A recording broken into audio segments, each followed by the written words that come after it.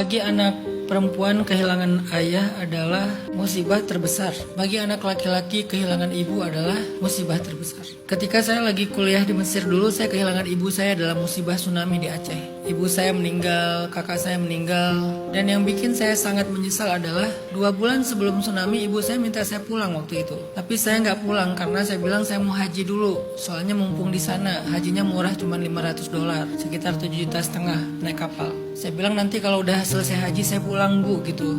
Ya udah nggak apa-apa kata ibu saya. Waktu itu ibu saya baru pulang dari rumah sakit karena sakit. Saya nggak menyangka ternyata itu permintaan terakhir ibu. Ketika saya lagi haji lagi di kota Madinah, kan tsunami itu sekitar jam 9 pagi ya. Di Madinah berarti menjelang subuh. Baru besok paginya saya dapat kabar di Aceh itu ada gempa dan tsunami. Cuman nggak tahu tsunami itu apa, saya pikir banjir biasa lah gitu ya. Dan di tempat tinggal saya nggak ada cerita banjir yang gede-gede, nggak pernah. Menggenang aja nggak pernah gitu.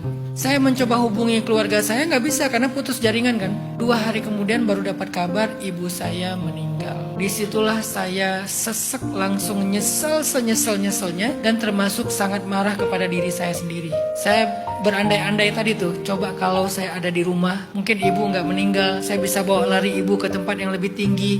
Nyesel banget kalau saya ada di rumah. Andai-andai tadi kan, lau anni fa'altu kaza wa kaza, seandainya saya ada di rumah mungkin saya akan bawa ibu lari. Itu berat, itu berat. Dan gak mungkin kita mengatakan itu kebaikan secara emosional. Tapi Allah selalu punya alasan sendiri yang lebih tahu daripada kita. Setelah saya berdamai, saya baru ngerti. Kepulangan ibu dengan musibah tsunami itu udah terbaik buat ibu. Kenapa? Beliau dapat pahala syahid karena meninggalnya tenggelam. Saya gak bisa menjaminkan yang lebih baik dari itu untuk ibu. Dan itu nggak bisa dirubah, udah lewat, udah masa lalu. Sehingga pilihan saya sekarang adalah saya mau menangisi dan meratapinya, atau saya mau mengambil hikmah. Hikmah itu apa? Kebaikan-kebaikan apa yang saya bisa ambil? 1, hikmahnya ibu meninggal dapat pahala syahid.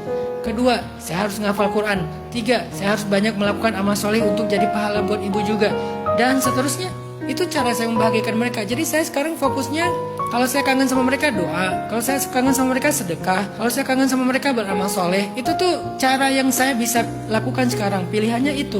Jadi saya nggak akan terjebak di dalam mempertanyakan takdir, karena itu jebakan syaitan. Seandainya, kenapa ya? Saya nggak akan sampai di situ, karena qadarullah itu udah terjadi.